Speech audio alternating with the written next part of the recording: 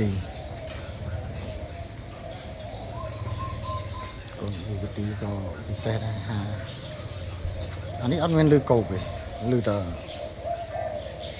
ហៅបអត់តមានលឺកោបមកកោបលាវក៏មិនដឹង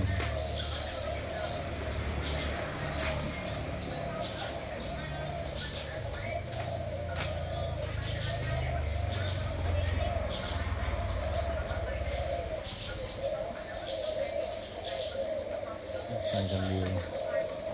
บ่ច្រើនហើច្រើនពីនឹងប្រហែលគ្នា3ខែឡង3ខែលើសបន្តិច